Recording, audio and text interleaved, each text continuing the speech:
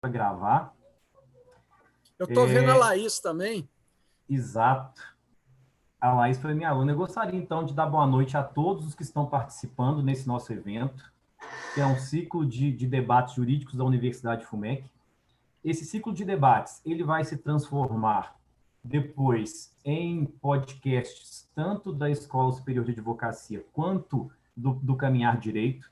Também será disponibilizado através de vídeo para o canal do YouTube da FUMEC.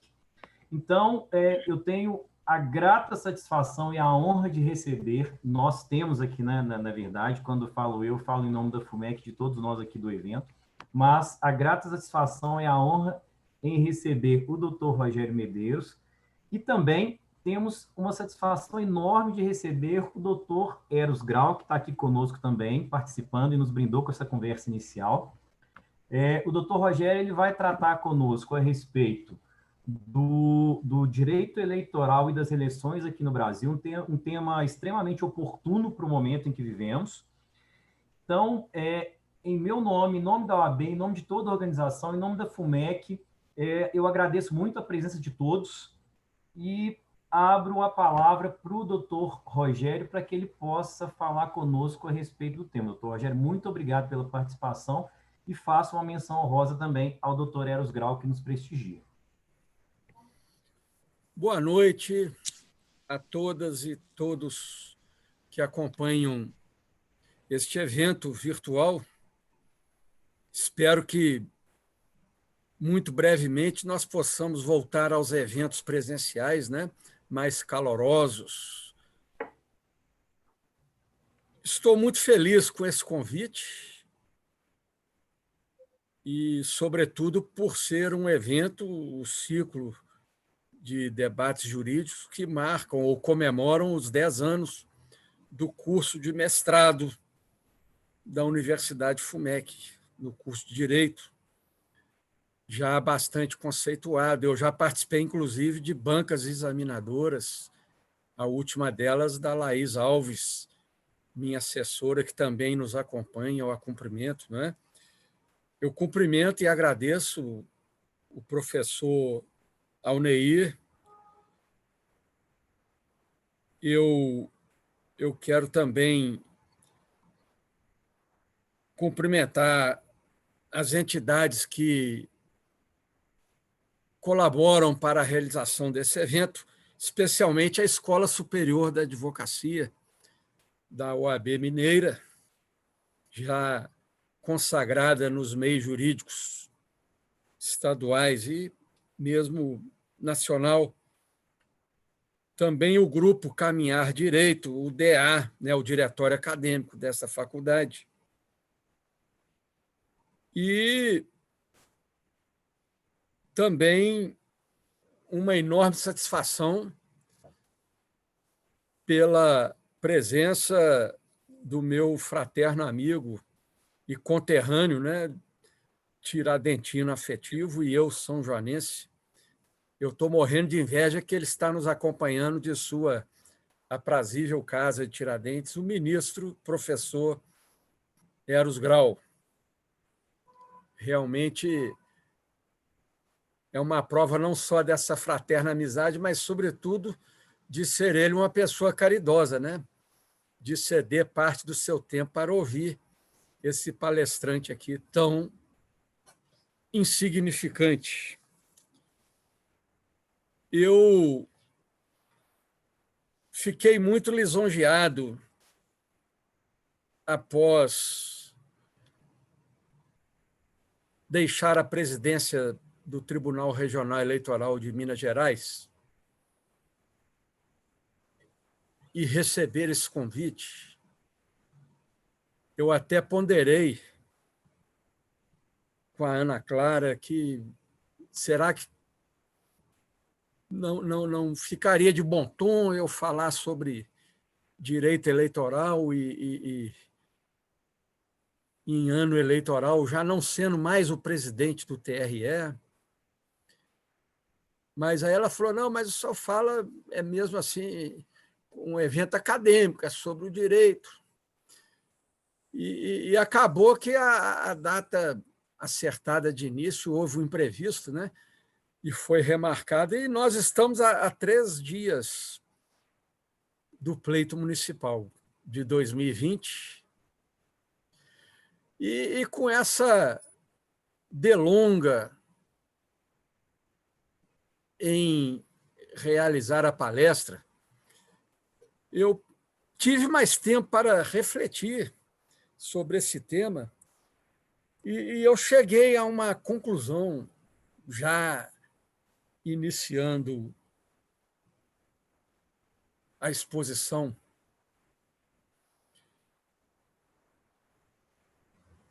de que, após cerca de 2 décadas estudando muito intensamente direito eleitoral, não só por ser juiz de direito há 31 anos e fui promotor por 3 anos antes disso, né? São 34 anos, e desde 1986, 2 vezes como promotor e inúmeras como juiz. Eu participei de todas as eleições, inclusive do plebiscito. Eu era juiz em Montes Claros em 1993, aquele plebiscito das disposições transitórias da Constituição, república, monarquia, presidencialismo, parlamentarismo. E em 2004 eu fui diretor do Foro Eleitoral de Belo Horizonte, presidi as eleições municipais da capital mineira. Em 2005 eu presidi aqui em Belo Horizonte o referendo do Estatuto de Desarmamento. Em 2006 eu era juiz de direito, membro substituto do TRE de Minas Gerais, e integrei a Comissão de Fiscalização de Propaganda em todo o estado de Minas nas eleições gerais de 2006.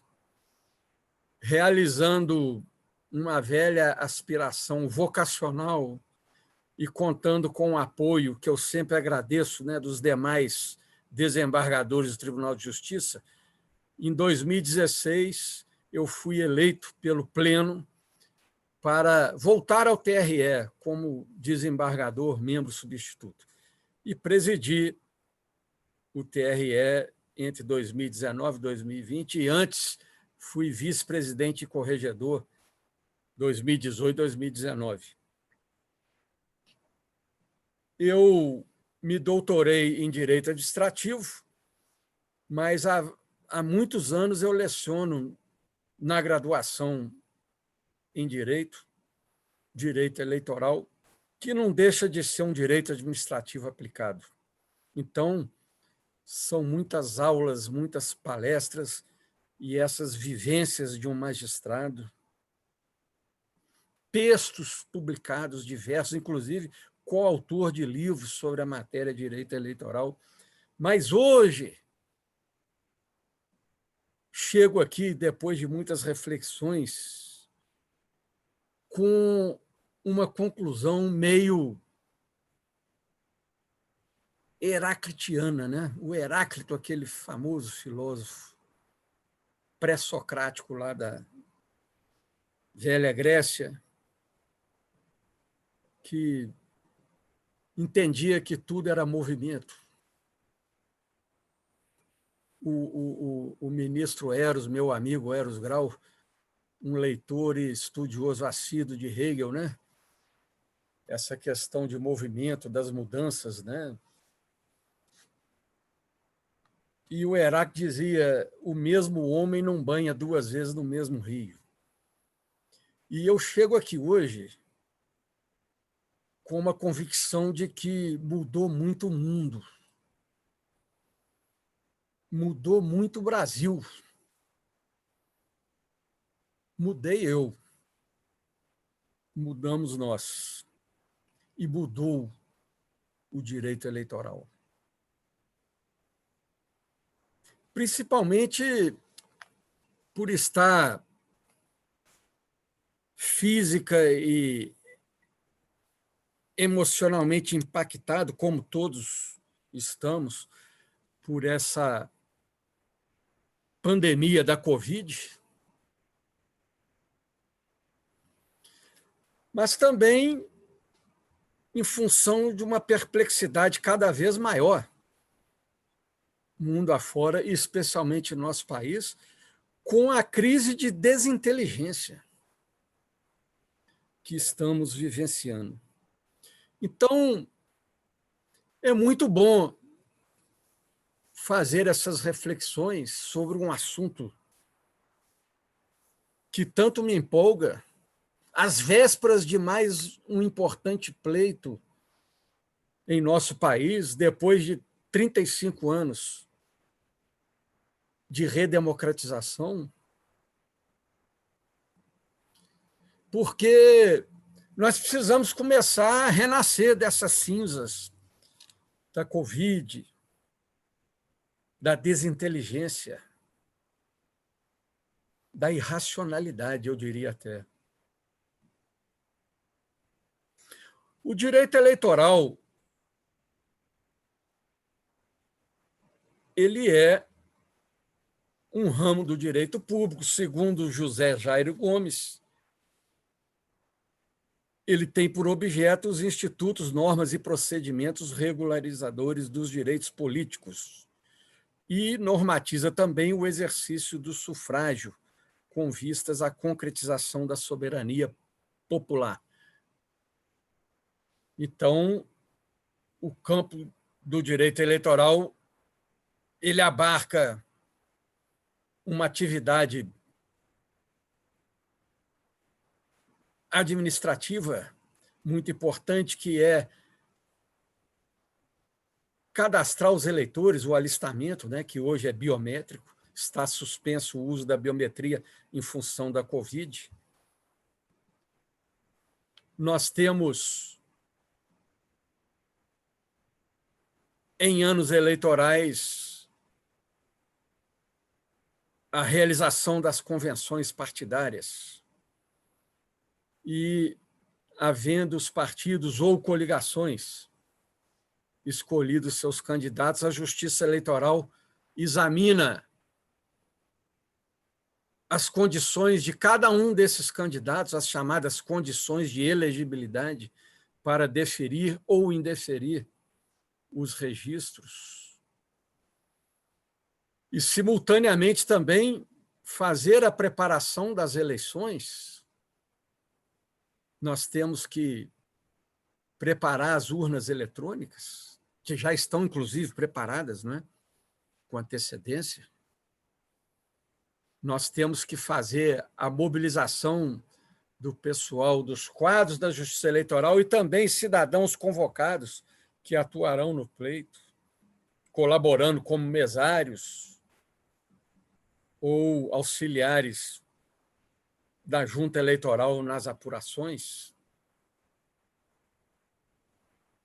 E, durante a campanha política, o famoso poder de polícia do direito administrativo, fiscalizando não só a propaganda eleitoral, mas também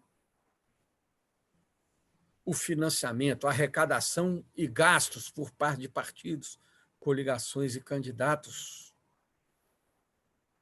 impondo penalidades em caso de haver práticas ilícitas nessa seara. E realizadas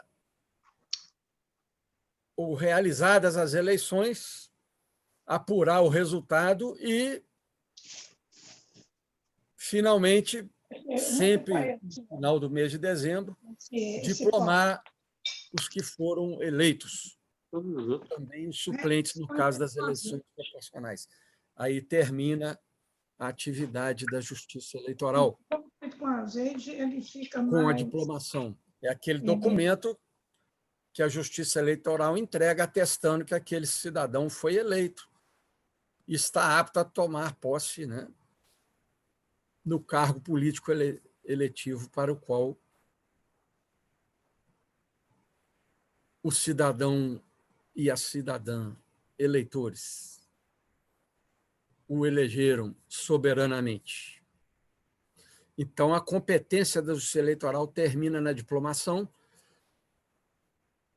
e é muito frequente, às vezes, se entrar com uma ação na Justiça Eleitoral, vai que um desses, sobretudo um vereador, por exemplo, um deputado, que são eleições proporcionais e chama o suplente, no caso de haver uma morte uma incapacitação definitiva, ou uma mera renúncia, né? Ou cassação, quem vai assumir não é mais problema da Justiça Eleitoral depois da diplomação. Seria a Justiça Comum. A competência da Justiça Eleitoral termina com a diplomação. Existe uma rara exceção que foi estabelecida em 2007 pelo Tribunal Superior Eleitoral, que é aquela resolução chamada da fidelidade partidária.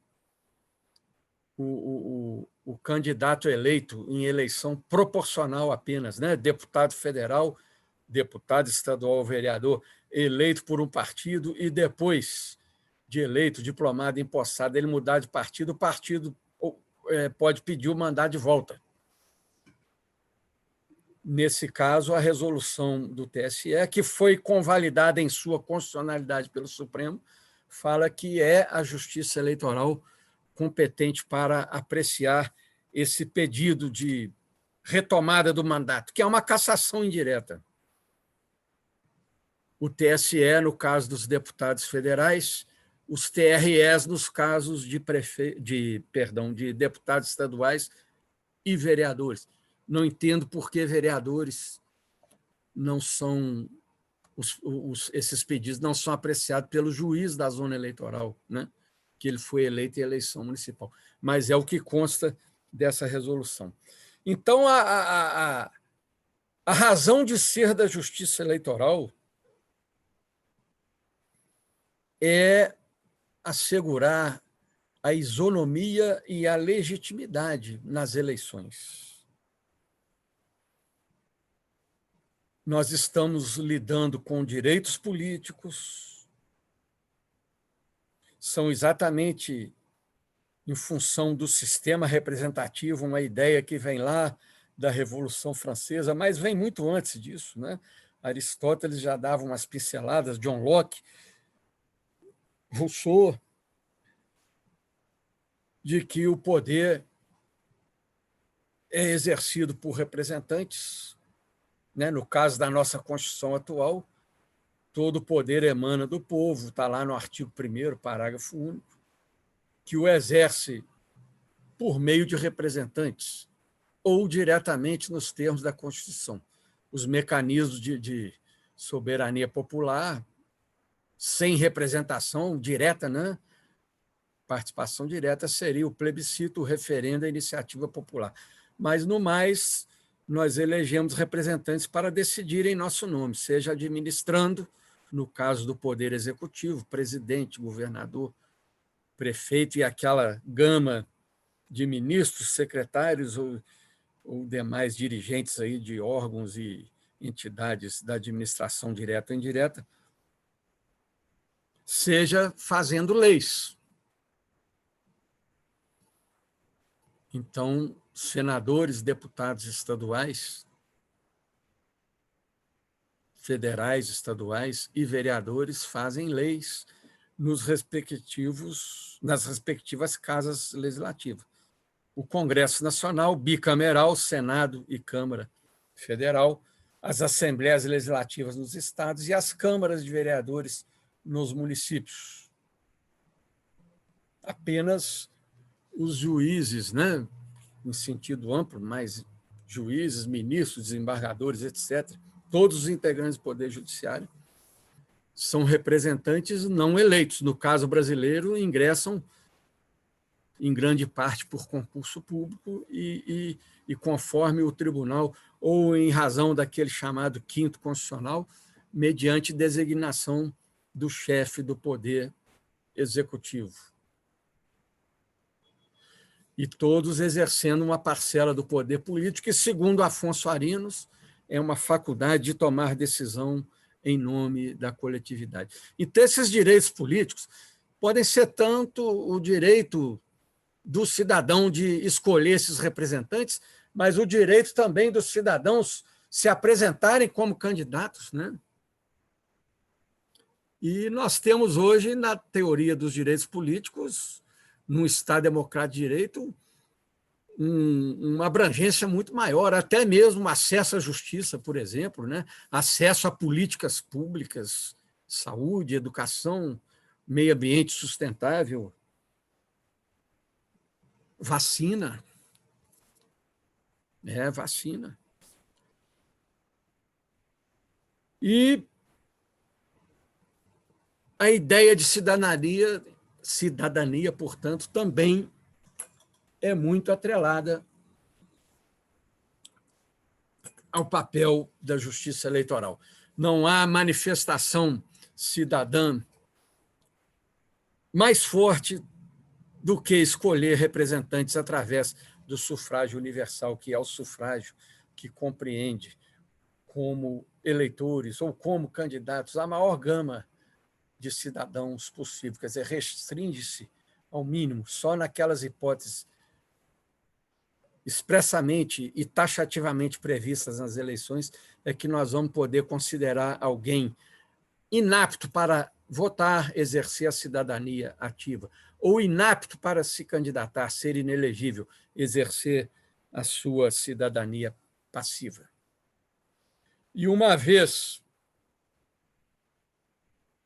havendo eleições, todas as normas do direito eleitoral, a partir das próprias regras do artigo 14 da Constituição, os chamados direitos políticos, mas passando também pela lei das inelegibilidades, que é a Lei Complementar 64, a lei dos partidos políticos. Os partidos políticos estão também no campo do direito eleitoral, não é?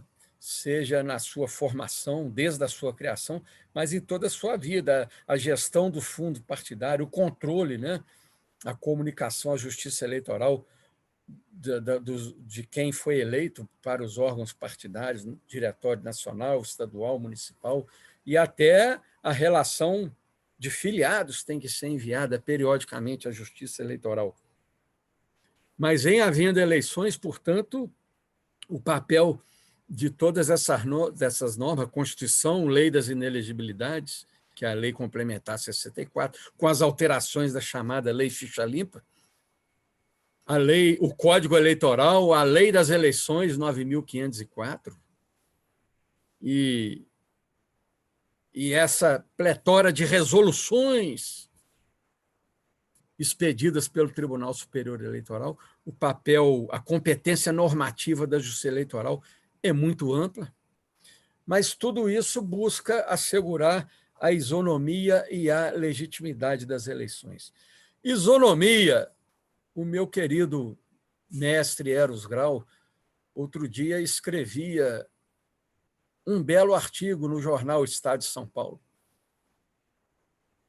tratando, inclusive, daquela questão dos trainers da Magazine Luiza, que, por uma ação afirmativa, aquela empresa estava priorizando a contratação de estagiários, né, afrodescendentes. E isso foi questionado pela Defensoria Pública, né, o que causou perplexidade não só ao articulista, mas a todos que o admiramos e lemos, uma instituição feita para a defesa dos hipossuficientes, atacar um ato que beneficia uma minoria hipossuficiente, né?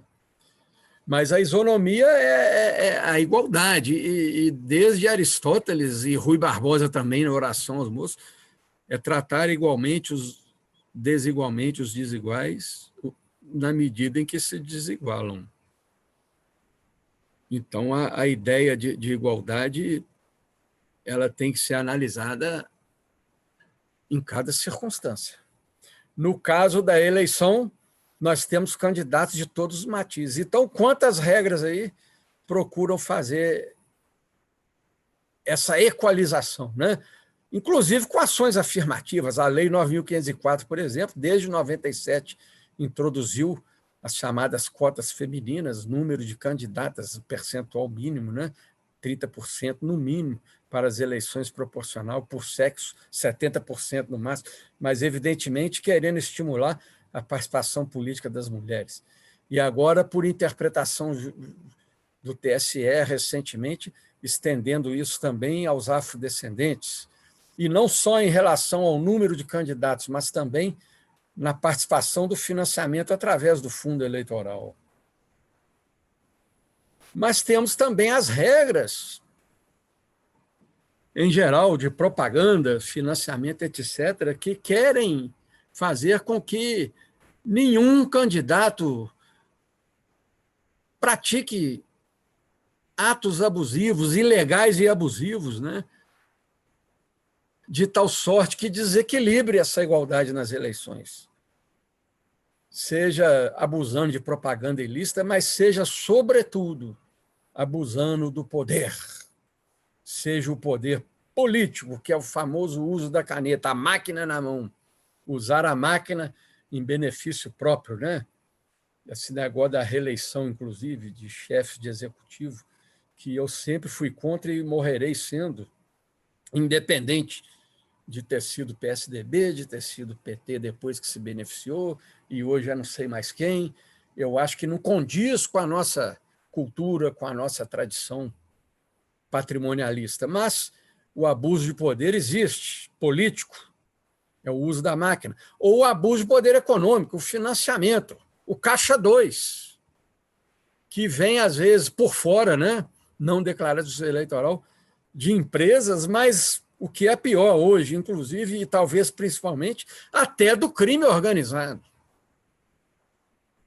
Então, nós temos que estar atentos para que essas práticas ilícitas não contaminem a igualdade constitucional que deve haver entre partidos, coligações e candidatos nas eleições. Então, as eleições legítimas são aquelas que não têm a mácula das ilegalidades, dos abusos, da corrupção, né? Como tanto se diz. A justiça eleitoral existe, então, para assegurar, diversos julgados assim reiteram. Eu tenho um aqui de 2019, relatado pelo ministro Jorge Mussi. Abuso de poder econômico opera-se pelo emprego exorbitante de recursos patrimoniais, sejam eles públicos ou privados, de forma a comprometer a isonomia da disputa eleitoral e a legitimidade do pleito em benefício de determinada candidatura. A justiça eleitoral, ela é, ou melhor, foi criada em 1932, são 88 anos de existência e, salvo esses interregnos de regimes autoritários, ela sempre existiu. Teve uma atuação nula durante o Estado Novo, limitada durante o regime militar, porque não havia eleição direta para todos os cargos eletivos, mas ela sempre existiu e continua existindo. E hoje, diante desse imbróglio que nós verificamos nas eleições norte-americanas, nós podemos ver embora nem todos os países tenham justiça eleitoral, Estados Unidos é um deles, né?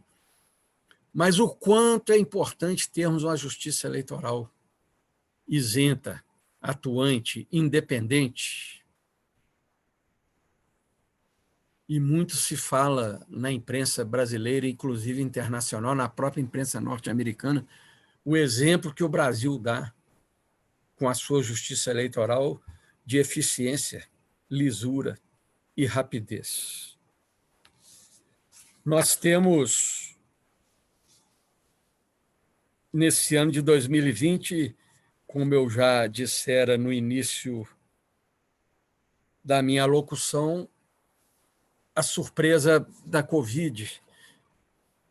Em 2020, março de 2020, eu ainda estava há 3 meses e meio do final do meu mandato à presidência do TRE, quando fomos assolados pela chegada da pandemia da Covid, que começara lá na China e se espalhando por outros países, pela Europa, etc., e chegou ao Brasil, de tal sorte que, em meados de março deste ano, nós partimos para isolamento social.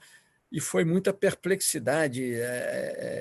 Eu, como presidente do TRE, nós tivemos que enfrentar uma nova realidade, o novo normal, como se diz aí, trabalho remoto, cada dia, enfim, matando o leão, né, como se diz na gíria, nos adaptando àquele. O atendimento do eleitor passou a ser remoto, nós fizemos, inclusive, os prazos fatais do processo eleitoral, transferência de domicílio eleitoral de futuros candidatos, transferência de partido político, né, que tem que ser até 6 meses antes da eleição, recebendo todos os requerimentos pela internet, e fomos nos ajustando. Terminou o meu mandato, mas eu continuo acompanhando atentamente. Então, o grande desafio, e não só no direito eleitoral, mas no direito como um todo, é exatamente quando a gente está diante de uma situação de anormalidade. E uma das reflexões que eu fiz ao longo desse período, sobretudo depois que passei a ter mais tempo, né, já tendo deixado a presidência da Corte Eleitoral Mineira, é lembrar uma velha lição de Pontes de Miranda, no seu Tratado de Direito Privado, onde ele diz exatamente isso, que o direito,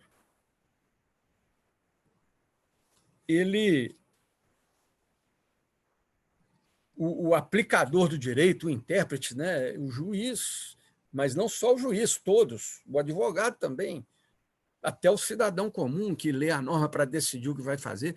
Normalmente, o direito é escrito, é elaborado, as leis, etc., a própria Constituição, para a gente cumprir, aplicar, estabelecer restrições, conceder benefícios, etc., mas sempre dentro do quadro de normalidade, daquilo que está previsto. O problema surge quando acontece uma anormalidade. E a pandemia da Covid é uma delas, mas temos também outros tipos de catástrofes, né? Terremotos, inundações, guerra, etc. Seca, fome. A própria Constituição prevê estado de emergência, estado de sítio.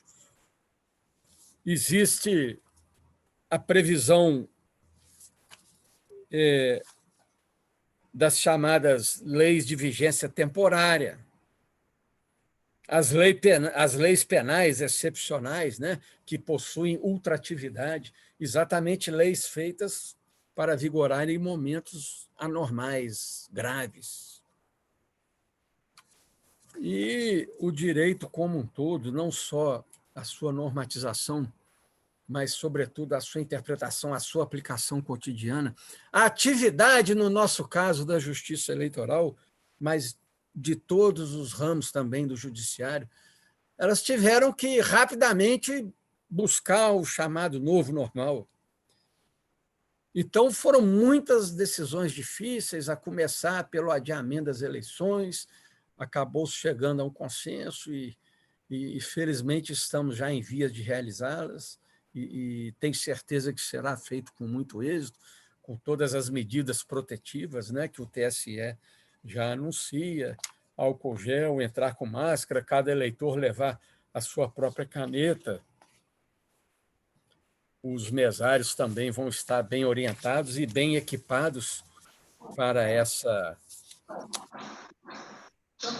votação, que será no dia 15 de novembro e 29 de novembro, naquelas localidades onde for necessário fazer o segundo turno.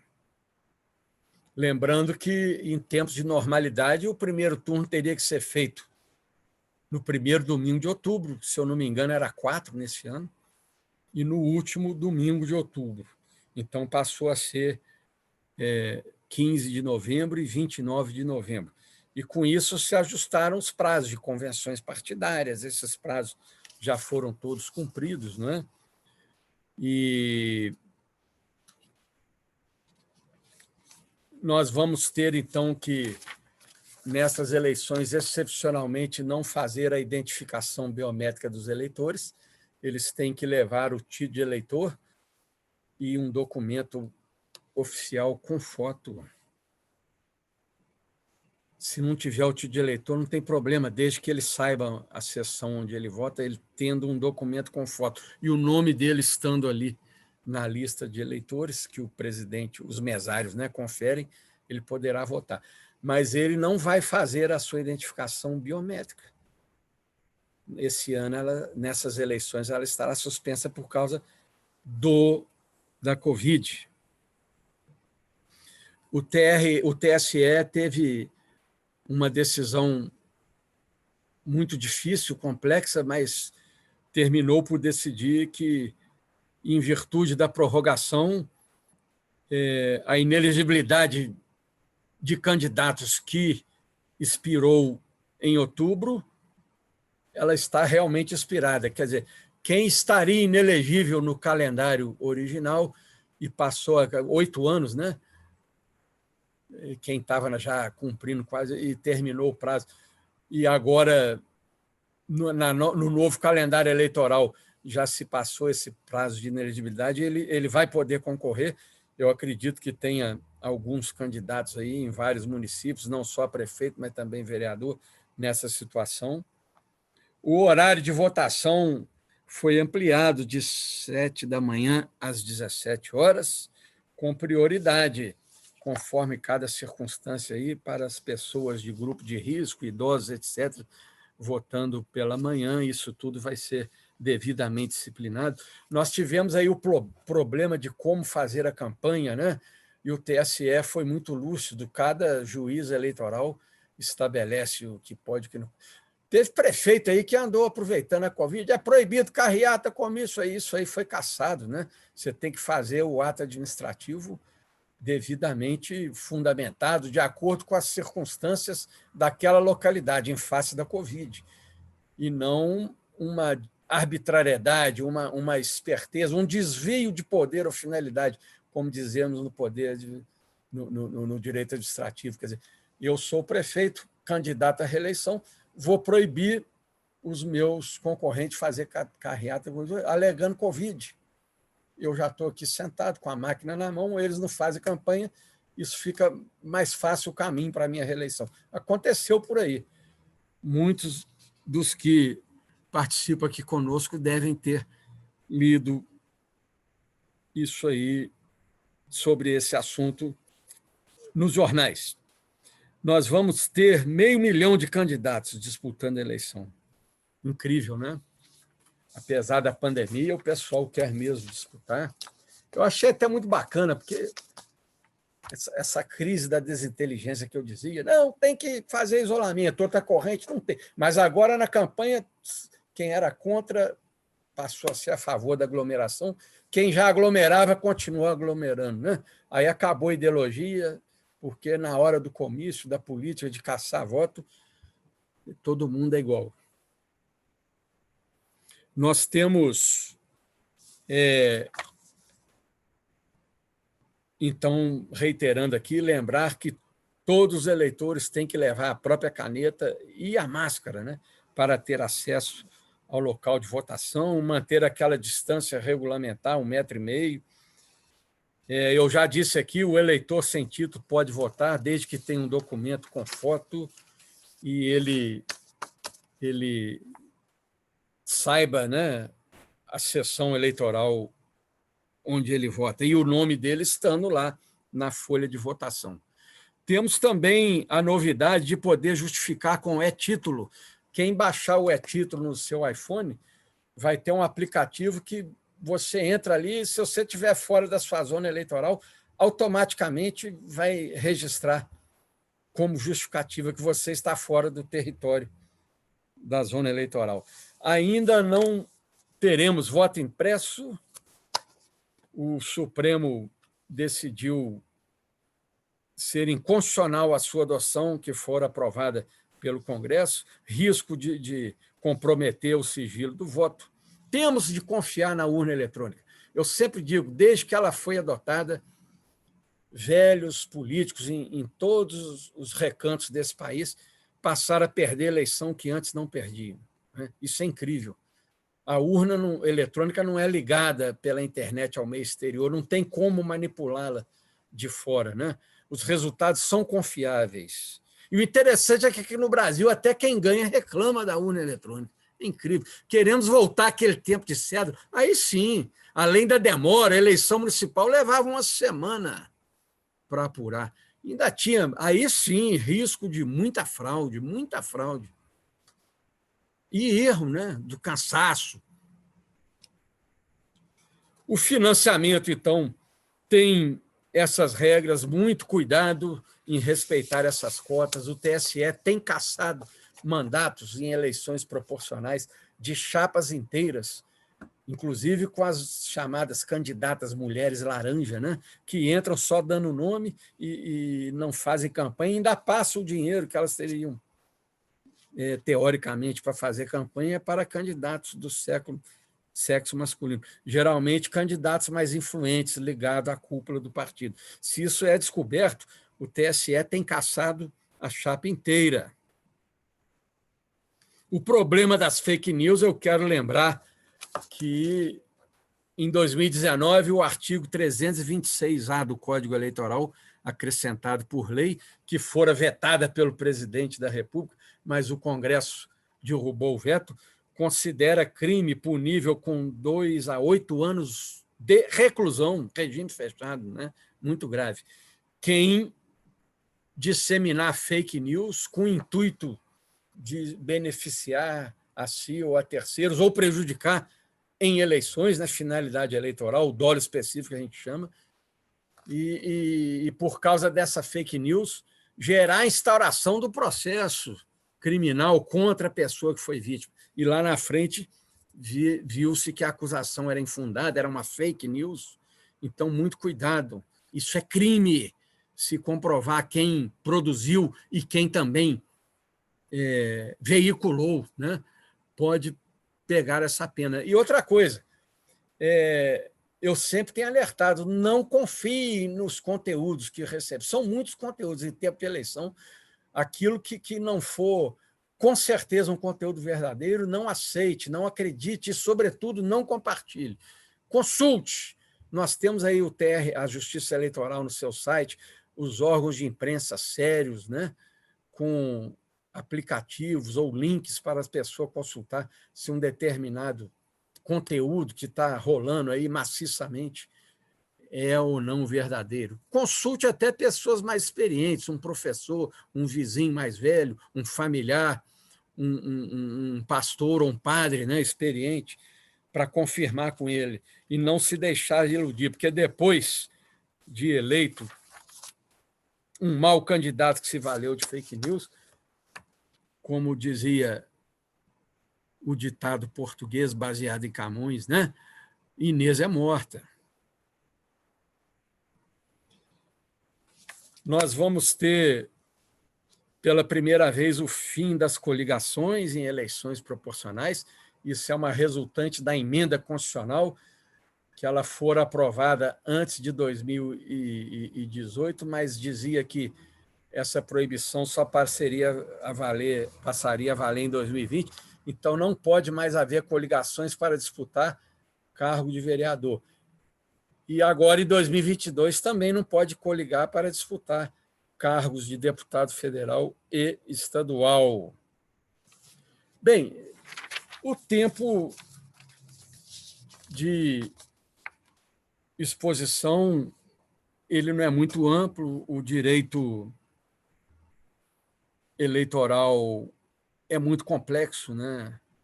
Conhecer não só o direito eleitoral, mas a própria justiça eleitoral demandaria mais tempo. Eu procurei aqui fazer essa apresentação singela, acentuar que, apesar dessa perplexidade da Covid, de uma grande anormalidade que interfere no direito eleitoral e no direito como um todo, na nossa vida, né? É o novo normal, essa expressão ela é muito interessante, né? Inclusive a justiça eleitoral, como os outros ramos judiciários, fazendo aí a sua atividade de sessões de julgamento, sustentações orais, toda em videoconferência. Eu acho que isso aí veio para ficar, né? Pelo menos em grande parte. Nós vamos poder agora, aprendemos, né, como ajudam essas ferramentas tecnológicas, na agilização, na eficiência, na economia, né, de recursos, gasta menos papel, menos tempo, polui menos, né, menos lixo e menos gastos, evidentemente. Então, eu tentei fazer essa apresentação. Nós vamos ter um tempo aqui para um pequeno debate com perguntas. E, para encerrar, eu sempre digo que não são as regras do direito eleitoral ou de qualquer outro ramo do direito que vão fazer um país, o Brasil, no nosso caso, melhorar. Não são as regras, por mais rígidas que sejam, e por mais eficientes também que sejam os seus aplicadores, a justiça eleitoral, que vão assegurar eleições absolutamente legítimas, dentro daquela ideia, né, anterior que eu expus aqui, não conspurcadas pelos abusos, pelas ilegalidades, pela corrupção. Não é isso. Eu sempre lembro que o que faz melhorar qualquer país, e o Brasil agora principalmente, no caso até dos nossos municípios, é o voto consciente. E para haver voto consciente é preciso haver educação. O Dom Pedro II, há muitos anos, ele falou, quando apresentaram a ele um projeto de reforma política, que o Senado do Império havia concluído, ele falou: a melhor reforma que nós poderíamos fazer nesse país é a educação, é educar o povo, né? Porque o povo educado, instruído, ele raciocina melhor, conhece melhor, decide melhor. E outra coisa, nós não podemos, seja cidadãs e cidadãos, o Platão já dizia isso, nós não podemos, seja na condição de eleitor, de ir lá votar, seja na condição de se candidatar, se apresentar, as pessoas de bem se afastar desse direito, mais do que direito, desse dever cívico. Eu não vou lá nem votar, que eu estou enojado com esses políticos, eu estou enojado com a política, não vou. Porque o Platão, ele lembrava que se as pessoas de bem se afastam, não existe espaço vazio. O espaço que elas deixam, ele é ocupado pelas pessoas, vamos dizer assim, do mal. Então, se a pessoa de bem não vota, as pessoas do mal, as pessoas de má fé, ou às vezes até mal informadas, vão estar lá votando mal. E quem poderia votar bem se omitiu. Da mesma forma, esses políticos são péssimos, mas quem é bom e poderia estar se candidatando e brigando por uma eleição, não aparece, porque diz que está enojado com a política, né? Então, o que faz mudar um país, o que fará mudar o Brasil, e mudar, inclusive, para uma vida pública mais racional, menos odienta, né? É exatamente razão, educação, bom senso. É isso tudo o que nós precisamos, não só para termos boas eleições, mas para também vencermos esse difícil período da pandemia da Covid. Muito obrigado. Doutor Rogério, eu parabenizo ao senhor pelas palavras, conseguiu sintetizar bem o assunto dentro do tempo proposto, contextualizou bem o momento que nós vivemos, esse momento de pandemia, que realmente interfere não só no direito eleitoral, mas em todos os ramos do direito e também em vários outros aspectos da nossa vida. Então, eu agradeço a participação do senhor, foi brilhante a sua exposição. E eu vou abrir a palavra para o Ângelo, que é presidente do DEAR, para que ele possa fazer uma pergunta para o senhor. Depois também o Lucas vai fazer, que é do Caminhar, mas o Ângelo, ele disse ter uma pergunta a respeito do tema para o senhor, doutor Rogério. Mais uma vez, obrigado. Ok. Boa noite, doutor Rogério. Quero agradecer a presença de Vossa Excelência aqui hoje conosco. Cumprimentar aqui o Lucas Candini, que representa também o Caminhar Direito, um interessante e valoroso projeto desenvolvido dentro da universidade. O Pedro, cumprimentar o professor Anaí, que vem conduzindo os trabalhos com a gente, sempre dando oportunidade para os alunos. Cumprimentar também, que não está presente aqui, o professor Zandona, mas que avisou que estaria, assim que chegasse, estaria conosco. Mas, doutor, a gente está passando, e eu acompanhei a sua fala aqui, achei muito interessante, a gente está passando por um momento nas eleições em que, antigamente, um tempo não tão distante, o financiamento das eleições eram feito de forma privada pelas empresas. E a gente viu grandes escândalos acontecendo de corrupção, envolvendo não só no período eleitoral, mas posteriormente também. E agora a gente estamos passando por um período de financiamento público de campanha. E a gente sabe que o Brasil, de modo geral, carece de muitos investimentos, não só na saúde, nós estamos falando da pandemia agora, mas também, como o doutor bem disse, a questão da educação. E nós sabemos que eleições, principalmente desse ano municipal, que nós vamos passar agora, vão gastar milhões de reais, quiçá bilhões, que deve-se chegar ao custo para o Estado. Então, eu quero saber o seguinte, e também o senhor disse sobre a importância da renovação na política, pelo que eu entendi, né, as pessoas de bem têm que passar a participar. Mas esse financiamento público de campanha, esses milhões que serão gastos durante esse tempo todo das eleições, ele não chega, ou pelo menos eu acredito que não chegue, lá embaixo, né? Não chega nos candidatos que não são tão conhecidos, que não estão nas cúpulas dos partidos. Então, seria uma forma ideal da gente acabar com a corrupção, sendo o investimento público, sendo que a gente não vai alcançar o objetivo primordial, seria, por exemplo, de renovar as candidaturas e colocar pessoas mais capacitadas. Como que o senhor vê hoje esse financiamento público de campanha? Essa vedação de doação através de pessoas jurídicas, mas, evidentemente, visando empresas, né, o poder econômico, ela inicialmente surgiu em 2014 de a DPF, que o Supremo Tribunal Federal julgou, entendendo ser inconstitucional aquele artigo da Lei 9.504 que previa a possibilidade de pessoas jurídicas doarem o correspondente até 2% do seu lucro no exercício anterior, né? Isso declarado em imposto de renda. E claro que em empresas de grande porte, esses 2% é uma monta significativa. E depois isso aí foi até incorporado numa reforma da legislação, né? Mas eu, com todo respeito, eu não vou criticar o Supremo Tribunal Federal, longe disso, eu tenho o maior respeito, e tem que ter, né, pela nossa mais alta corte, e nem o legislador. Mas eu, desde o início, eu sempre fui contrário a essa vedação, até pela minha experiência de mais de 3 décadas. Primeira coisa, ilegalidade em campo eleitoral, todo mundo faz, é de direita, é de esquerda. Eu, quando era juiz no interior, eu ficava lá no fórum presidindo as eleições. Naquele tempo não tinha celular, ficava um PM lá comigo, né? Um sargento, até um tenente, e um rádio.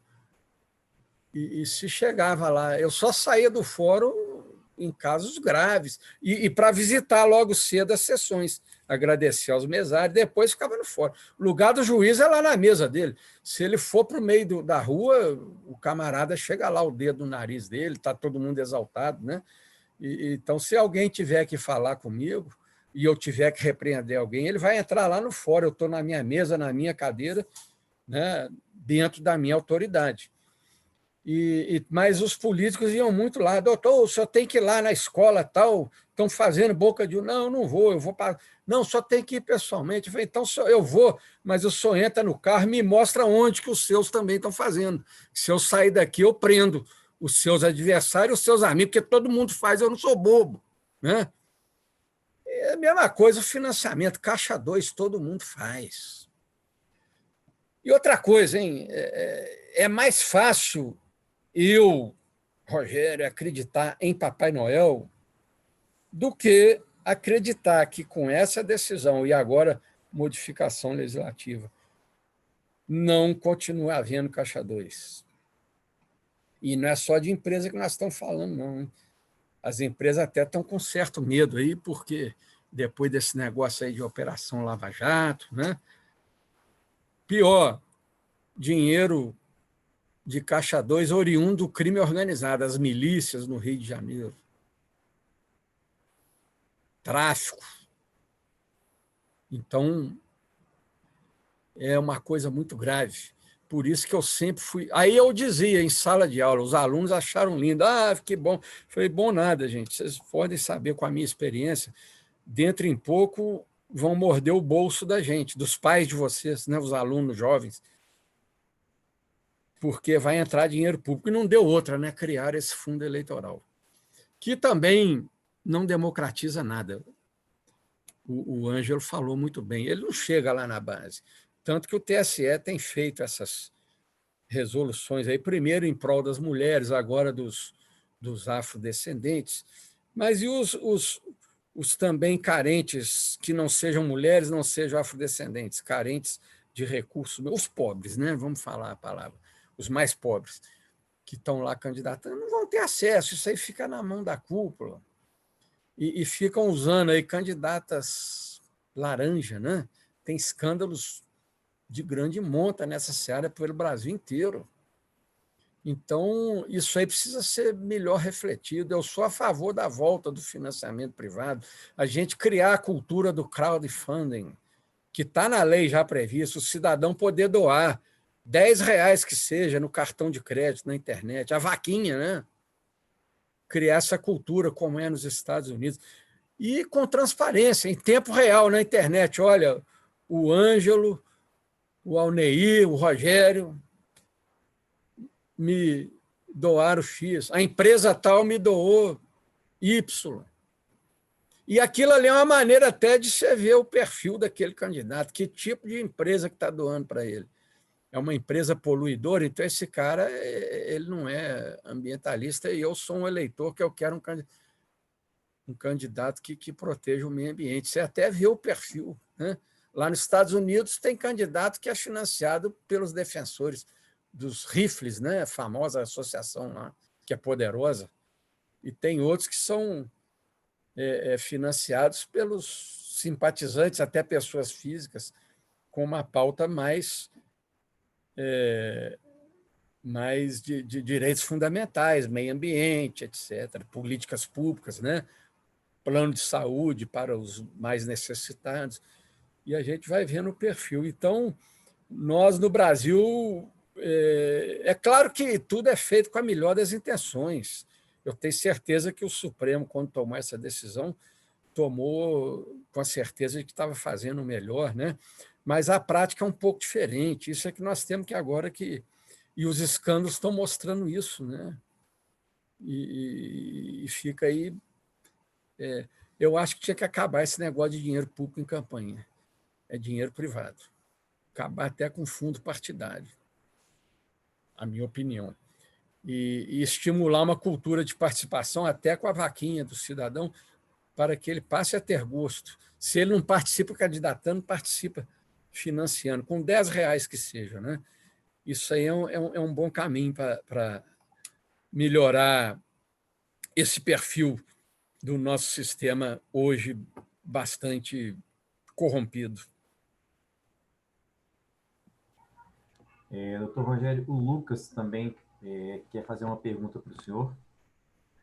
Boa noite a todos. Só reforçando os agradecimentos aí do meu colega Ângelo, do professor Alneir. Agradecer especialmente ao desembargador, professor Rogério, professor Eros Grau, ao meu colega Pedro Scheng. Nós fazemos parte de um projeto que chama Caminhar Direito e iremos disponibilizar esse bate-papo no podcast, né? Igual o professor Rogério disse, é um assunto bem complexo, então a gente vai tentar disponibilizar para tentar conscientizar o máximo de pessoas possíveis, né? Nesse assunto tão delicado, que deveria, desde a escola, né, já estar sendo instigado as crianças, né, as pessoas, os mais jovens, para ter esse tipo de educação. A gente não observa muito isso no Brasil.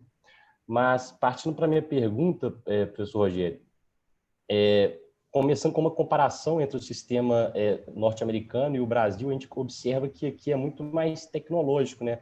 O senhor mesmo disse sobre as urnas eletrônicas. Eu já tive lá no TRE, junto com a FUMEC, para observar. A gente teve uma palestra lá, eles mostraram como que funciona essas apurações de voto, é muito interessante o sigilo, etc. Então, tem essa diferença. A gente até viu a polêmica que deu agora nessas eleições presidenciais lá, que o Trump está até alegando fraude, enfim. E a outra grande diferença é que aqui o voto é obrigatório e lá não. Eu queria saber, professor Rogério, a sua opinião sobre a importância da tecnologia para o processo democrático eleitoral e também a questão do voto aqui ser obrigatório, lá não. Isso ajuda a democracia? Qual é a sua opinião sobre esses temas? Obrigado. Olha, eu gosto muito de estudar, desde o meu doutorado em 2001, o meu enfoque comparativo, o direito administrativo e o poder judiciário, que foi a minha tese, né? E eu fiz um enfoque comparativo em termos até de reforma administrativa, de sistema administrativo, até porque, recentemente, quando eu fazia o doutorado, havia se implantado a reforma administrativa da emenda 19 de 1998. Era o Bresser Pereira, o ministro, o presidente Fernando Henrique Cardoso, né? Que foi inspirada numa reforma administrativa americana lá do governo do Bill Clinton, que foi conduzida pelo então vice-presidente, o Al Gore. E essa minha escolha, vamos dizer assim, me levou a, desde aquela época, ler bastante sobre a cultura e o direito norte-americano. Eu tenho muitas obras. E em relação ao sistema eleitoral, é realmente uma coisa, algo assim muito marcante. O federalismo americano ele é radical em relação a isso. Aliás, o nosso federalismo aqui ele ainda é muito só no papel, né? Porque o que importa mesmo, que é a repartição de receita, a União centraliza tudo. Isso aí é uma briga antiga, né? O americano não. Então, você tem um direito penal em cada estado, tarará, e um direito eleitoral em cada estado. Então, tem estado que tem as suas condições de elegibilidade diferente do outro, o seu sistema de votar, né? Urna eletrônica na minoria, a maioria ainda no papel, pelo correio, como se viu aí.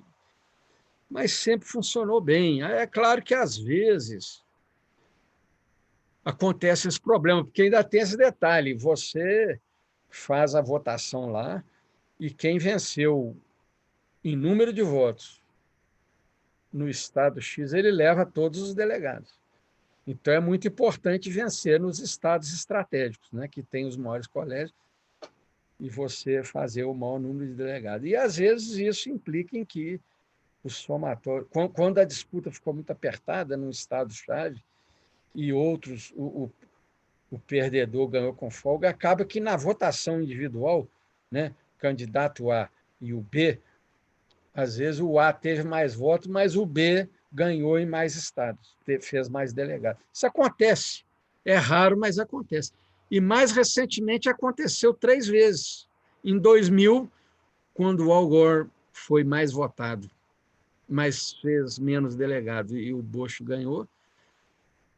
Em 2016, a Hillary Clinton foi mais votada individualmente, mas o Trump fez mais delegado e não reclamou. E agora deu esse imbróglio, né? O contrário.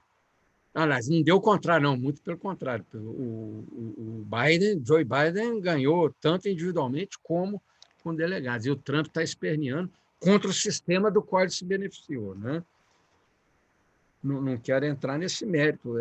É uma coisa muito acirrada. Mas então, eu acho que eles, dentro da tradição democrática, né, dos Estados Unidos, eles vão acabar chegando num ponto comum. Não sei o que vai virar essa tentativa de judicialização lá. E, passado isso aí, o vencedor vai tomar posse, tudo indica que seja mesmo Biden, né? Vai haver uma mudança profunda, eu acredito, não só lá na América do Norte, mas eu acho que para o mundo também, até para o Brasil, né? E essa alternância da democracia ela é muito boa.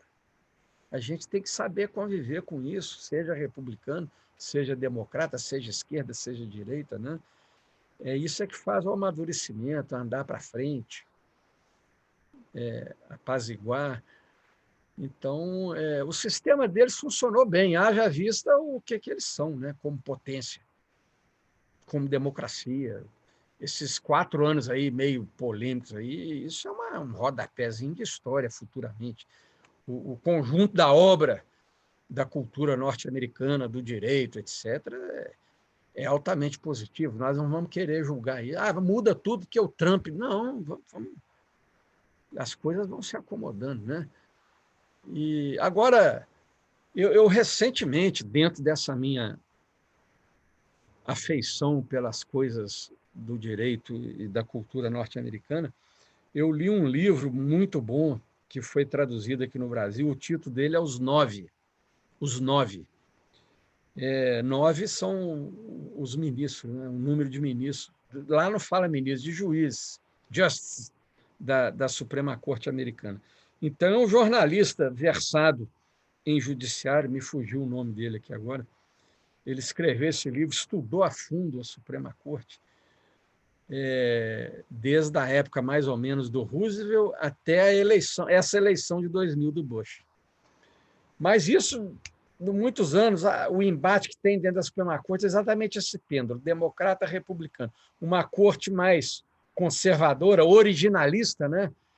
Que morreu até o maior representante deles, que era o Scalia, Anthony Scalia, e uma corte, quando ela é predominantemente mais liberal, vamos dizer assim, né?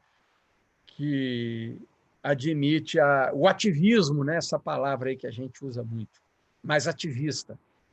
O grande símbolo recente morreu agora também, que foi aquela juíza Ginsberg, né?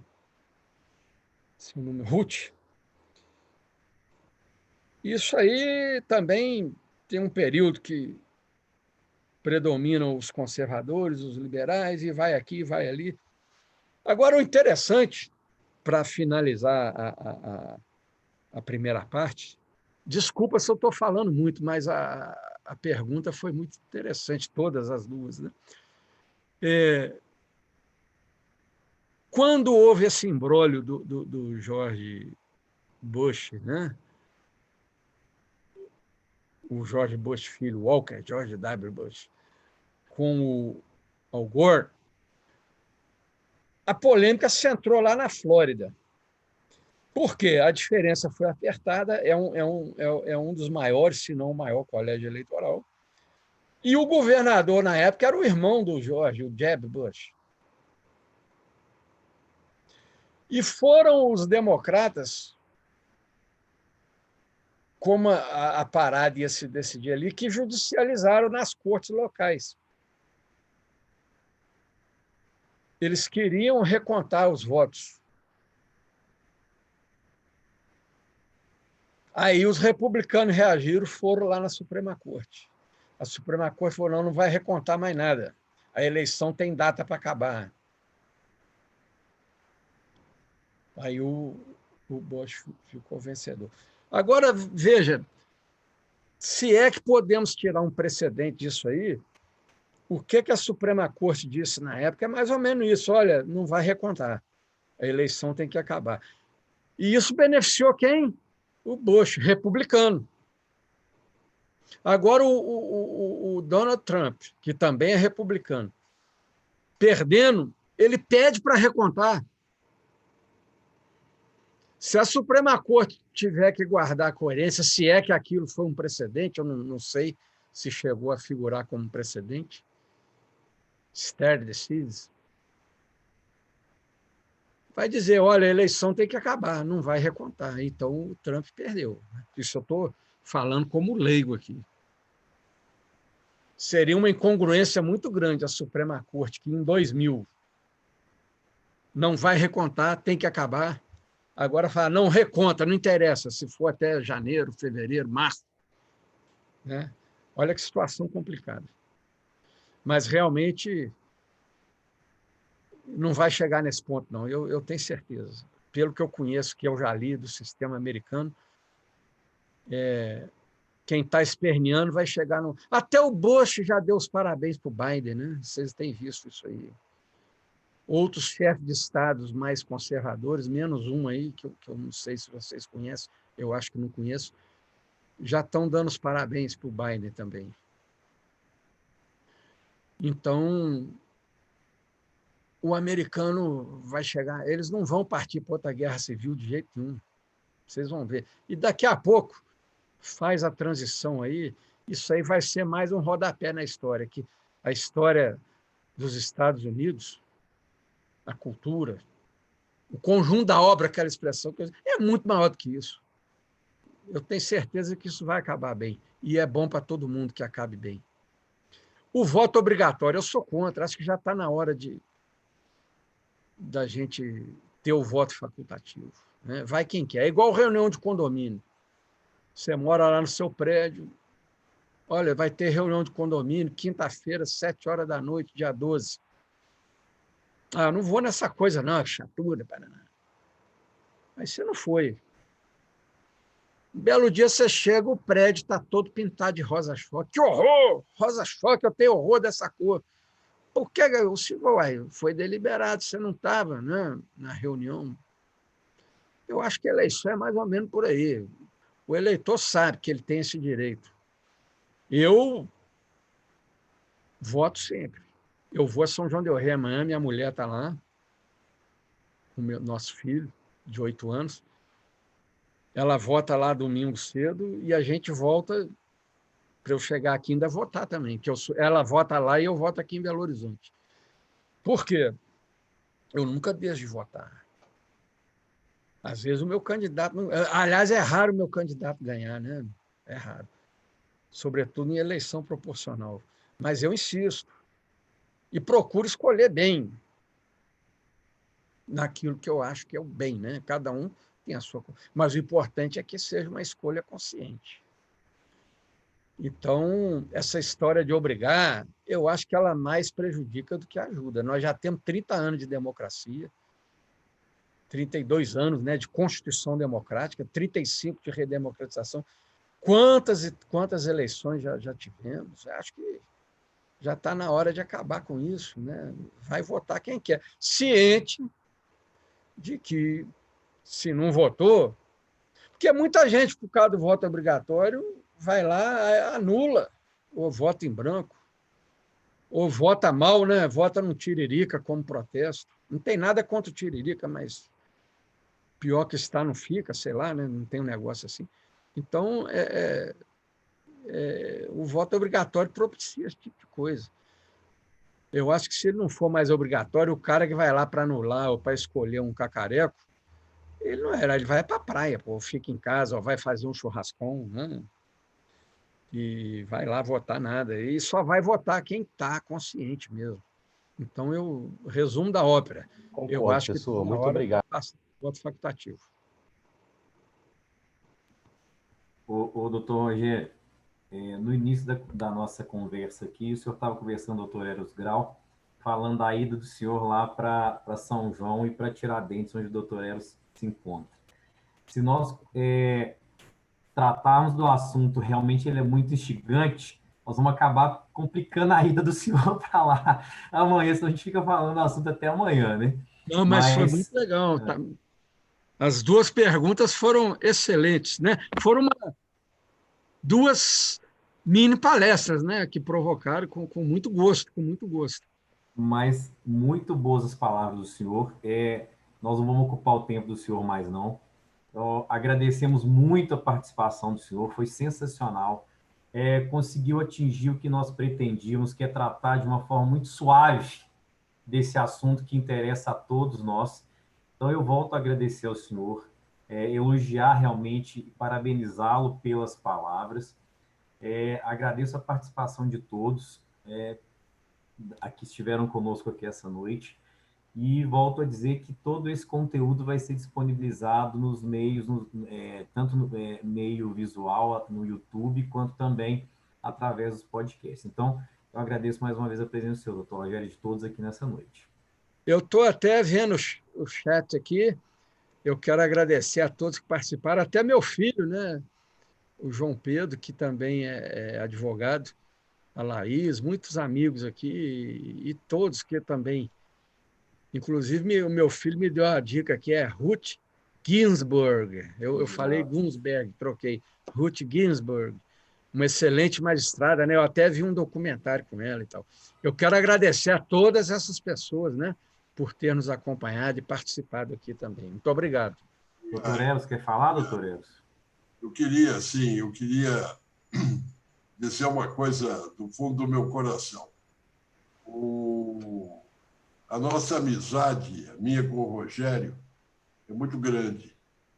Se eu tivesse algum poder, não tenho mais nenhum. Na minha idade, octogenário ou octogenário, não sei, a gente não tem mais poder. Mas se eu tivesse, efetivamente, condições de fazer alguma coisa por esse país, o Rogério estaria lá no Supremo Tribunal Federal.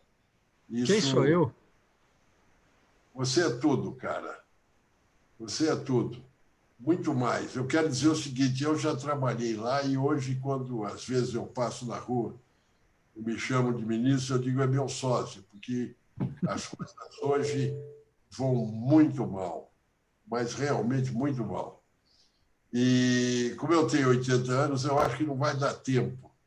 Mas eu gostaria imensamente que desse tempo e que o Rogério estivesse lá. Isso seria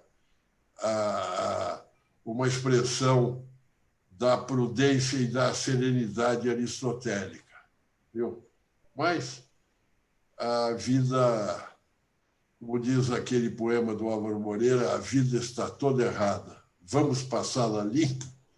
Se a gente puder passar limpo, me desse o poder de passá-la limpa, eu passava te levando para lá, Rogério. Mas, de qualquer modo, vamos ver se a gente se vê aqui quando você vier para cá, né? Viu? Obrigado, Eros, obrigado. Você será sempre o meu ministro de verdade. Obrigado. Pelo menos no seu coração, isso já me deixa muito feliz. Até de repente. Até de repente. Muito obrigado pela intervenção, doutor Eros, e principalmente pela presença que nos honrou muito a participação do senhor nesse evento. Agradeço também a participação do doutor Rogério e de todos aqui. Desejo a todos, então, uma boa noite, uma ótima eleição no domingo e um excelente final de semana aí, para que a gente possa exercer o nosso direito e nosso dever com muita consciência. Um abraço a todos, gente. Muito obrigado, boa noite, tchau, tchau. Obrigado, Eros, hasta la vista. Obrigado, tchau, tchau, gente. Obrigado, gente. E parabéns aos dois debatedores aí, viu? Foram muito felizes doutor. Nos comentários e arguições. Muito obrigado. E o Marlon Brando está atrás de você, ó, bonitão. Atrás aí do Anjo.